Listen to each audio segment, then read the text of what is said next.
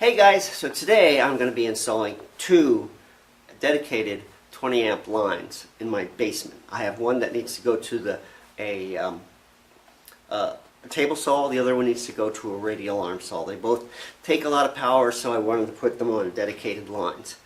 Now, before you do something like this, make sure that it is legal for you to do your own electrical work in the state or area that you're in.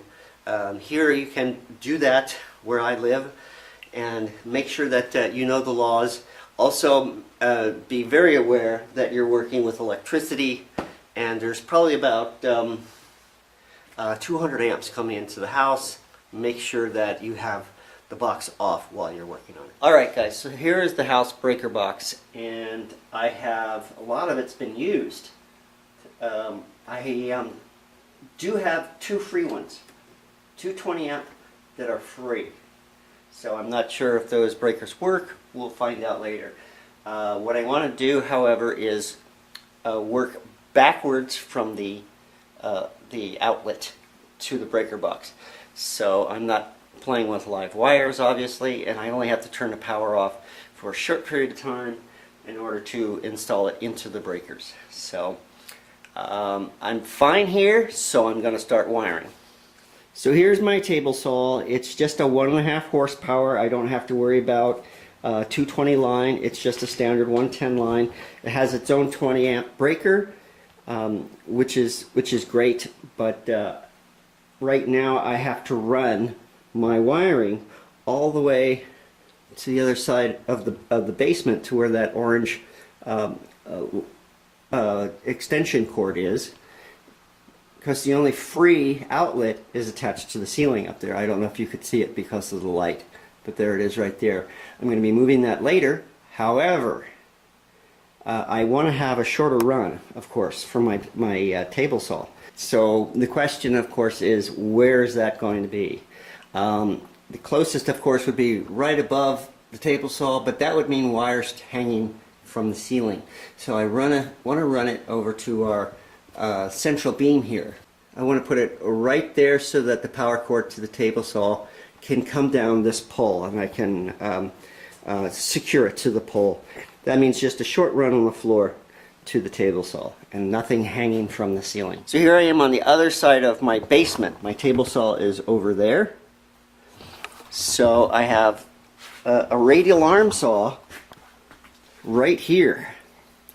And so I want to put an outlet probably right there, so it's kind of out of the way, not too close to the machine. I don't want to get it too close to the machine if I accidentally cut the power cord. So, and then I have a couple of options. I could run it along the wall all the way over to the box, which is over there. Or what I'm going to do, since I have this open ceiling, I'm going to run it up over the rafters here and then across that pole so that they both come out over here. That's where my other dedicated one is going to be, so they will all both come up to the box at the same point. Okay, so this is my outlet box, and it's going to be attached to a 2x4 on this side, and the wire is going to go up through the top. So I need to take out one of these plugs, and I've got one of these. It's a 3/8 inch clamp connector, and you just screw that together. I don't know if you can see it because of my big fat fingers. Alright, so I have to attach this to the wall. Okay, so this is where I have decided to put my box. It's close enough to the radial arm saw, but accessible enough that I can plug something else into it, like maybe the dust collector. have just some 1¼ inch bugle head drywall style screws.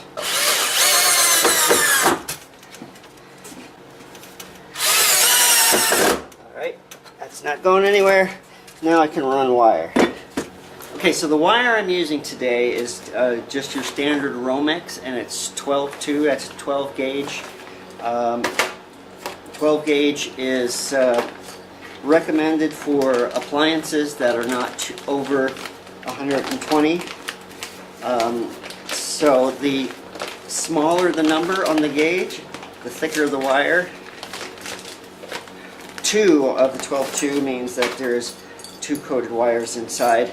A red and a white and a black. Black hot, white is neutral, and then there's a bare ground. So I got 50 feet of it. Hopefully that should get me all the way to the box.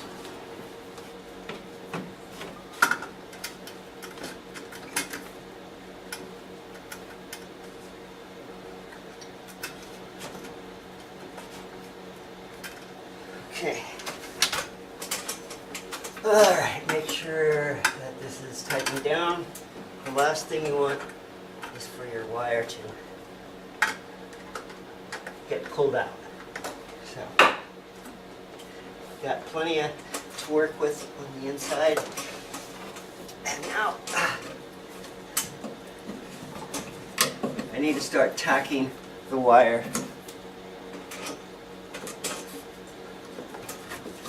to the beams.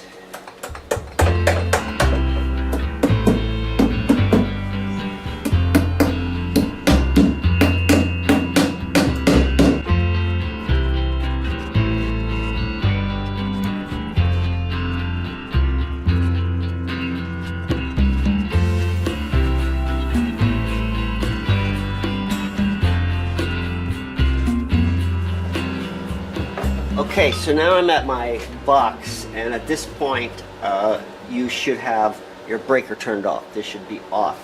You're getting inside the box. There should be no reason for it to be on. And I'm going to pop out. I've got 2 of these to come out.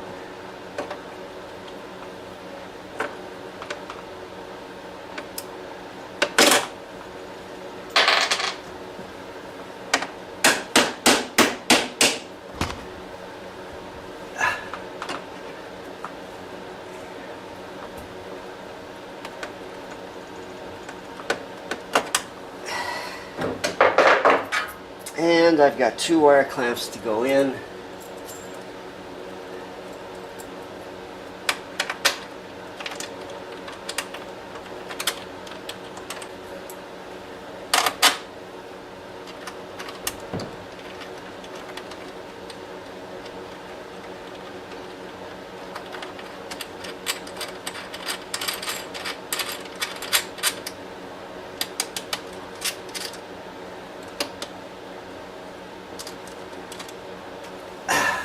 Okay, and now we can run our wire through.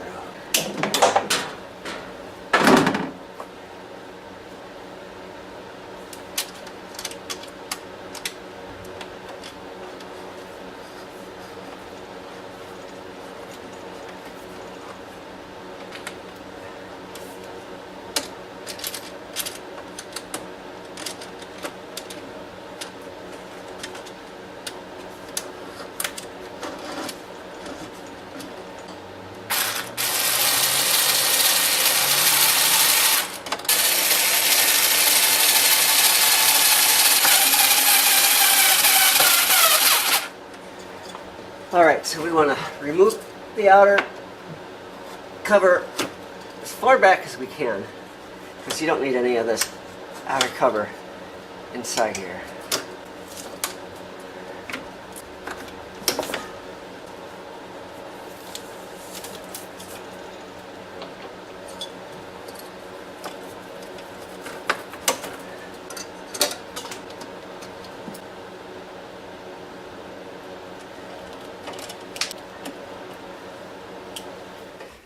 Okay, before I start sticking my fingers into all of these wires, I'm going to get out my tester, my voltage tester, just to make sure that I have nothing hot coming out. Visits to the hospital are not fun. Okay, so the first thing, I have two lines here. I've only showed you me putting one in, but I'm going to put two of them in. I've got two open breakers. Got them both turned off. Okay, so these are the two breakers that I'm setting up, and the black wires are going to go directly to the breakers. That's the hot. So we have power coming in from the street here to all these breakers. We have a 20 amp breaker, so if it gets any kind of surge of over 20 amps, it'll turn off. So also the white wires are going to go onto this bar. This bar has a bunch of little screws in. There's plenty of them to put your wire in. So they're all pretty much ganged together. And at the bottom there's another one here where all your grounds go.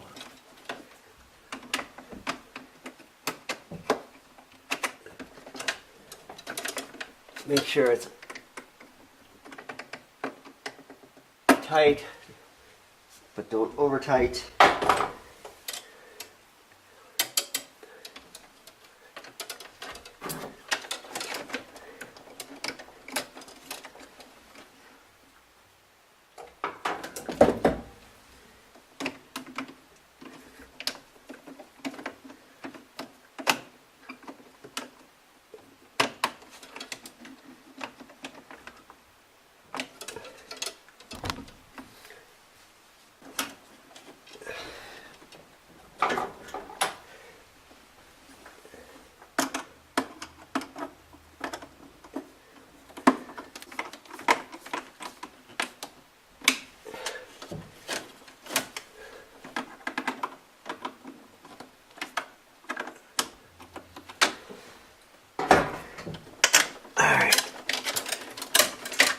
And the last one we need to do is the ground, and those are going to go into this bar at the bottom.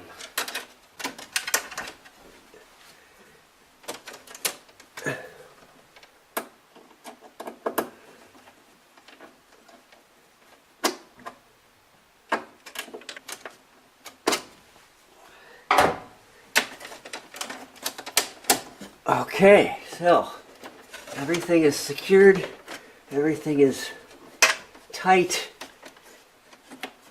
My new wires are all in the right places. All right, time to put the power back on.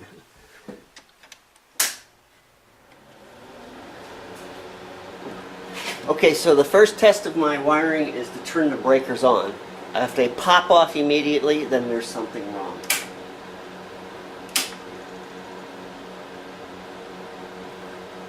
Doesn't seem to be a problem here. So I've put my tester in, and it says that the wiring is correct on that one.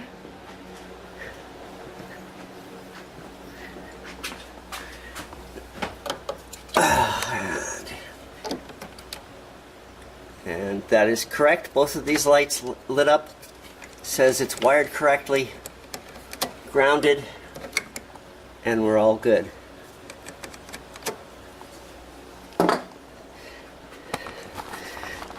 Now I just have to put the covers on, put the covers back up, the cover back onto the electrical panel, and I'm done with this job. Now remember, once you get to the box, turn the power off. Make sure you have enough light. Always test to make sure it's off. And if you don't feel comfortable enough to do it yourself, always call for an electrician.